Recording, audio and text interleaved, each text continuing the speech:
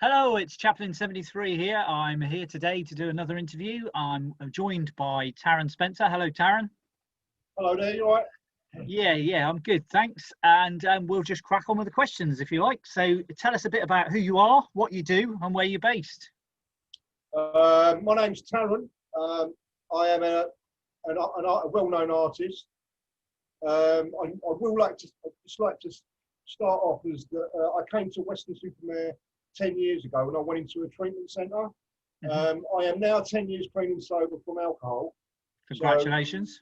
So that's great. You know, my little trick through the art journey, I was in treatment and I was just finishing treatment, and I asked one of the counsellors and the support workers if I could go off to the Colton Centre, which is based near the Dolphin Square.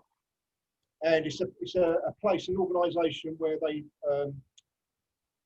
help vulnerable people in addiction and also handicapped people into like courses like IT courses, English, arts, and woodwork, and there's all other courses that they do. And when I was doing this art course, they let me go off and do this art course for 10 weeks. And whilst I was there, there were some reporters that came in from Bristol, and they came in with their cameras and everything. And I did a little interview, and I think the interview is still on YouTube.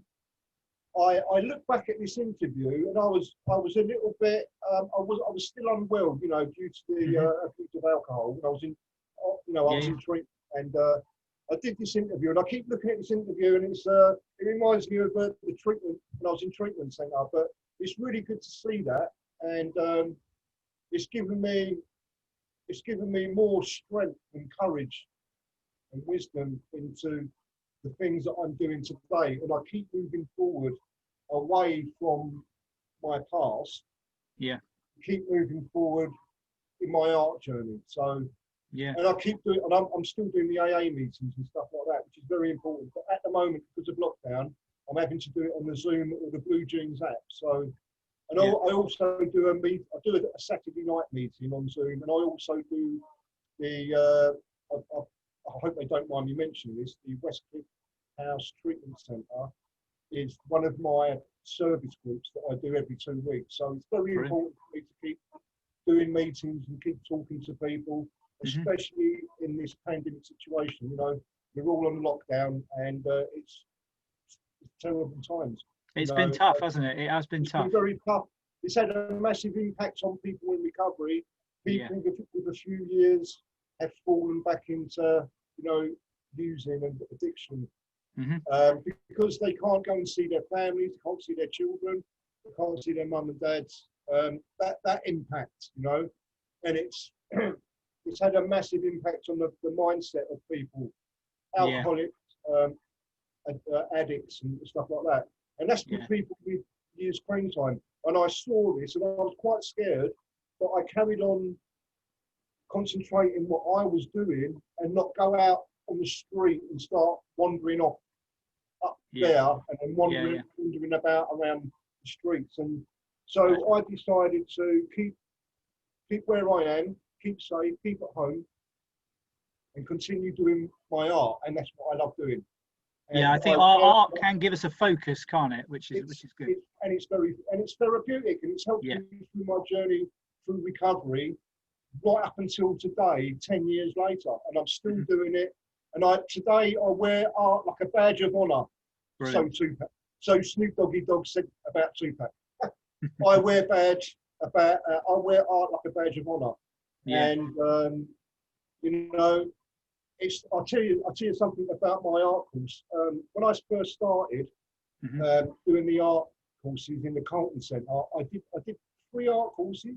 I did an IT computers, I did English, and I've done one of my maths courses. I was doing maths for 3 years, part of my plastering course that I was doing down Locking Road College, Western College, and I had to do English and I had to do computers. So, and I learned so much in the Colton Centre, and I'm so grateful that I went through that organisation. So that was the start of my art journey.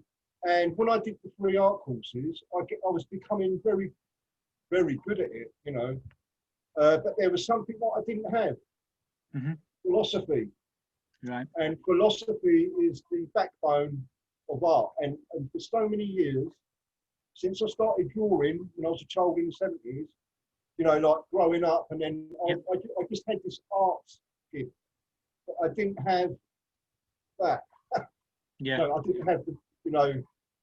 So when I did the bachelor's arts degree, I did this. I was in art for 5 years, and my very first philosophy session class, my lecturer, I'm going to mention his name, Tarrons, very well-known artist, Tarron Spencer.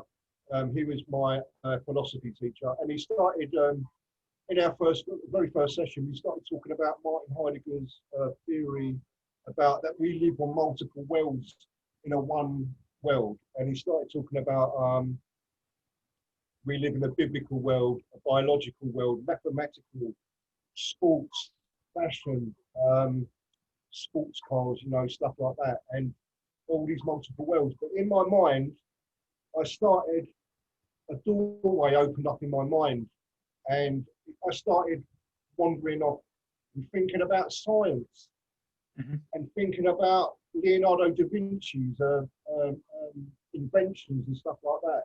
Yeah. And then he started talking about Renaissance artists and stuff. And there was so much information coming out of my teacher's mouth, I couldn't really take it in. It was too much. And it gave me a lot of anxiety and a lot of fear, because I knew what was coming. You know, we're going to be doing essays, we're going to be on the computer and doing research, looking at books and stuff, and going on Wikipedia and stuff, you know, and there was lots to learn. I had lots to learn. So I did two years of foundation, and then I became a higher educated student, and then I was on student finance. So I went from one doorway into another, and it was a new world. You know, student finance, all my income support stopped. The housing benefit was a little bit scary, but I carried on. I just carried on with life. You know, I just carried on with this course. You know, there was many challenges in this course, many trials and traumas. A lot of the time, I came home with my head spinning, not a happy person, because I had so much research, so much homework to do. You know. Yeah. It was hard work. It wasn't a walk in the park. And I did that for 3 years. I did it for 3 years. And on my last few months in my third year, I started learning how to become an oil painter. So in those 2 years, I was doing portraits of horses and portraits of people's faces. And my teacher got me to look at the 18th century artists, who paints apocalyptic paintings, and looking at John Martin, and looking at Leonardo da Vinci, Michelangelo, all the Renaissance artists. You know, we had so many sessions about so many famous masters, and it was really powerful, and it was interesting, and it was hard. It wasn't easy. Hence, with the philosophy on top of that as well. And I did it for 3 years, and I didn't get a distinction. My teacher said to us, all of us, you could be such a great artist, but it's following through the criteria. If you don't follow through the handouts, the homework, and the criteria, if you don't get certain marks, you won't get a distinction. And he mentioned that a lot of people are such brilliant artists. You know, their work is perfect and all that, and they don't get a distinction. And you know, they get a second merit, or whatever it's called.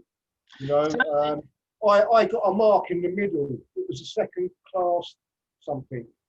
Right. It was a second down from the distinction. So I was happy with that. I got a pass. So So, well, it sounds like you've been on quite a journey. Tell me a bit more about your art that you actually do now, and do you think that film, that music and popular culture have influenced your art in any way, and if so, in what way? Yeah, well, going back into my past, you know, my teenage years, Yep. I'm 48 now, and my childhood was in the 80s. You know, America, the hip hop, Yeah. hip hop and graffiti sort of came onto the scene in England, and where I was a child, you know, I didn't know how the world spun around properly. I didn't know, you know, I was learning about life, and this, this, the conditioning of, you know, the new society of graffiti and fashion, music.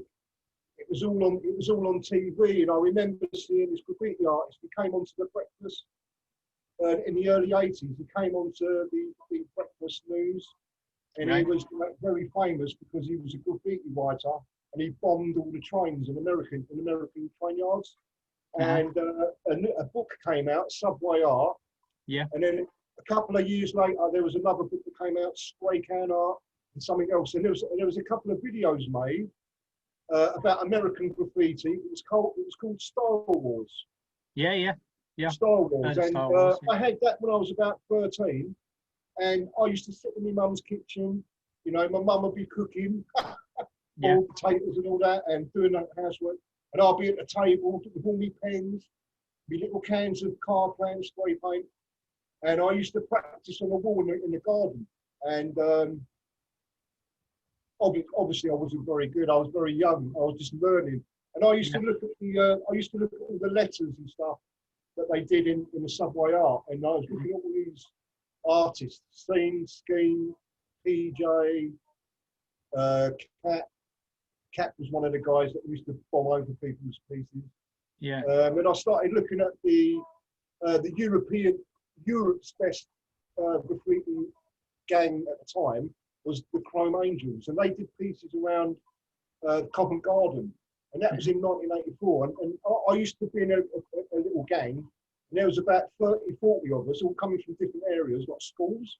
Yeah. And we all used to meet up, and then we used to go up to London, to Covent Garden, and we'd take pictures with the cameras, and we'd be bombing trains, you know, bus stops, you know, vans, and there was a bit of a vandal. So, yeah, hip hop, fashion, music. We started wearing Fila, you know, the Elisa trainers, the Kangol hat, you know, the rucksack, you know, spray paint. And there was one, I'll tell you, I will mention this. There was a famous artist in London who was having a conflict with Banksy. And when I was 13 years old, me and my friends, about 5 of us, we 2 o'clock in the morning, we sneaked out, we went up to the tracks in our local area, Woodford on the Central Line. We cut through the fence, and we got on the tracks. And we walked along 3 stations, and we got to Loughton Yard. And then we was in the forest bit on top of the hill, overlooking the trains. And I was the nuttiest one there. So the guys gave me a baseball bat, and I was only 13, 14, and I walked up and down the train tracks, little old me. I don't know whether I would have used it or not, but I walked up and down the tracks, and then no one was about. So all the rest of my crew came down, and we started bombing the trains for about 20 minutes, half an hour.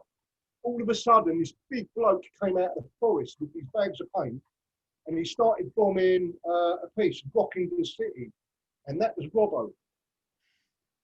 And this is the guy that had the war with Banksy. They're very famous.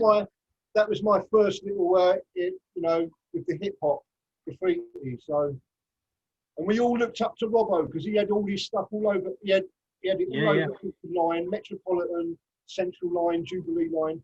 He was everywhere. And then little us used to look up to these guys. Yeah. You know.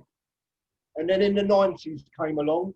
I started getting a bit better, but obviously I was drinking and smoking cannabis, which wasn't good. I thought that was part of the fashion, but it was actually making me ruining my mindset. So, but when like I said, the 2000s come along, and when I did recovery and started getting well and started motivating and becoming stronger and having more courage and to do things and to talk, you know, to talk. And because when I came into treatment, I was so scared. I was so weak, I couldn't look at people in the eye.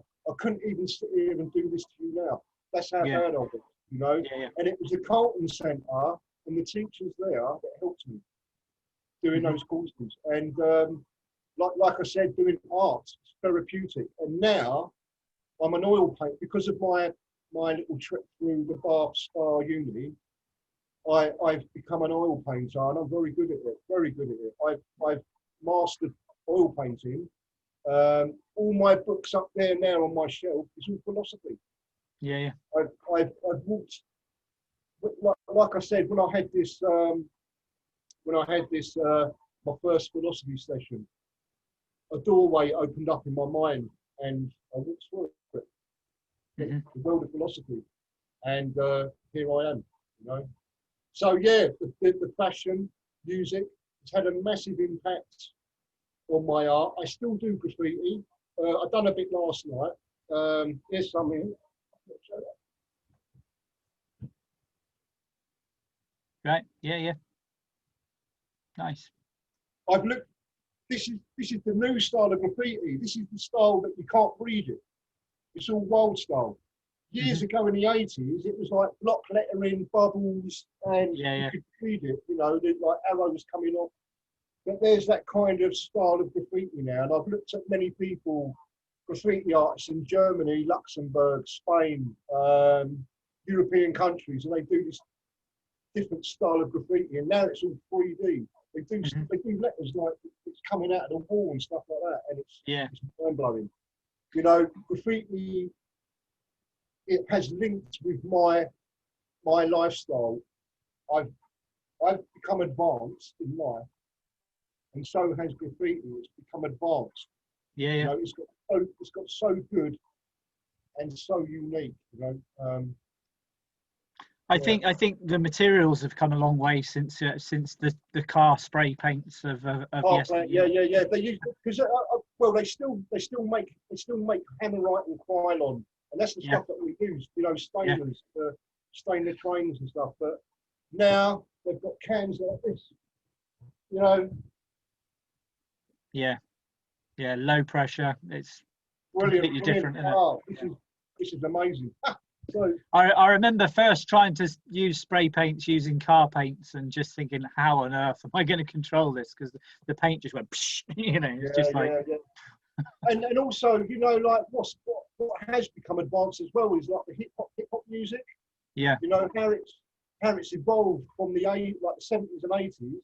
Mm-hmm. You know, I remember all the music that started hip hop, and where it's I've seen with my own ears and eyes the transgression, the transformation through each decade. You know, the 80s, the 90s, and right up until today. And I'm glad I'm still alive to see this and enjoy its journey and walk on its path. You know, I'm still here because when I came here 10 years ago in treatment, I wasn't good. Well, I think your story is really inspirational. What advice would you give an artist who was just starting out now, who wanted to get into the sort of like urban street art scene? Urban street art. My best thing to do is I'm talking about my mistakes and the challenges and stuff. So for an artist that's starting off today, listen to your elders. Yeah, always listen. Keep your mouth shut and learn. Yeah, and try and lower down your ego and your attitude, because years ago I was terrible. And when you're at that higher self-esteem of attitude and stuff like that, and it's you're not going to learn nothing. You're not going to learn nothing if you're not listening. Yeah. You know, and you're not watching, and if you're being ignorant and ignoring, and that's how I was, you know, years ago. So for an artist that's learning, look up to your elders, go out there with them, you know, learn, listen to all the music, you know, listen to the 90s, the 80s, the 90s, you know, hip hop, stuff like that. Also, try and keep out of trouble. keep away from the wrong people. Stick with the winners. Wrong people can lead you down the wrong path. Oh, And, definitely. Peer pressure is a big thing, isn't it? Try and stay away from the trains, the train yards. That's not good. Yeah. Years ago, it was easy. Today, you can't get through. You can't get in there. Yeah. No. Just my advice is to don't just keep looking at hip hop graffiti and all that because you won't get nowhere. Just look at other artists. Look at different types of art. Look at abstracts. Look at surrealism, fantasy, retro, futuristic art, and look at Renaissance. Look at the history of art. Learn about that. Always on the laptop. Use the laptop. Very important. Look at the past. Look at philosophy. Read philosophy. That's important. That's an exercise for the brain. It really does exercise your mind, and then you get to know about the art world. Yeah. Just that bit better. Yeah. I mean, the thing is, art has got a very long history. I mean, we've been daubing paint on surfaces since we lived in caves, so there's a lot of history there to have a look at, and a lot. So, if you could spend a day with any artist, living or dead, who would it be, and why would you choose them? Does it have to be a painter, or does it be? No, it can be anybody who's creative, anybody. A rapper or a singer. Yeah. I would love to have met Tupac. Right. Tupac, as we all know, the very most celebrated artist of our time. He's one of those people like Muhammad Ali, Mike Tyson, or whatever. He's one of those people right up there. An icon. And, I would love to have met him. I know he was a bit of a rebel, and I think the problem was that where he came from, same as me, I came from the 70s. A bit of a bad childhood I had, like living with a stepdad who was an alcoholic, but he wasn't a bad man. He was a good father to me. But the thing is, what I learned in a treatment centre is it wasn't the parents' fault. It was this. It was my fault. So it got me through those problems. Anyway, so I love my dad. He brought me up. He was a good father. So I would have been. So having that link with Tupac Shakur, I would have loved to have met him. It's a shame what happened to him. Yeah, but he was the master, and he was ahead of his time, and he spoke the truth, and he raps about where he came from, the stuff that he's going through, like life's circumstances and stuff like that. And he's got such a powerful voice, and it's in his blood and his heart and his passion, and not just Tupac. I would love to have met Jay-Z, Public Enemy, lots of other artists, and not just rappers and singers and that. I would love to have met the Renaissance masters. I would love to have gone back in time. Yeah. And met Michelangelo. Michelangelo's my favourite of all time. Two iconic artists, Michelangelo and Tupac. Brilliant. What a combination. Nice combination, yeah. The Nice best combination. Sistine Chapel and the best rapper. Brilliant. So what have you got in store for the future? Have you got any future plans you could share with us today? Artistically, creatively? Yeah, I have had experience as working in a school as an art teacher. I did about a week's work with a friend who works in a school, and she pulled me in to do some projects, and I had a really good experience of working with students in a class. 2 classes I took on, and I used to come home and I was very exhausted, and I found it really rewarding. Yeah. So one of my little plans is to do a teaching course, Yeah. get some paperwork, and teach the next generation. Brilliant. Brilliant. You Best know, of luck with that, because my you know, to maybe I can go out and do my own private classes and stuff like that. yeah, yeah. For now, all I can do is just keep on painting. Yeah. Yeah. You've got to keep doing it, haven't you? Yeah. It's inside you. It's got to come out. Yeah. Well, thank you very much for spending some time with me today, and sharing your inspirational story, because I think you're an inspiration. You know, I think the journey you've been on is very inspiring, and yeah, it's been great talking with you and learning a bit more about you. Thank you very much. Thank you very much.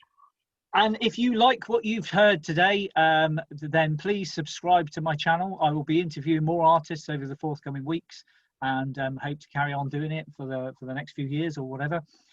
So yeah, please hit the subscribe now, and thank you very much for taking the time today to listen. Thank you very much.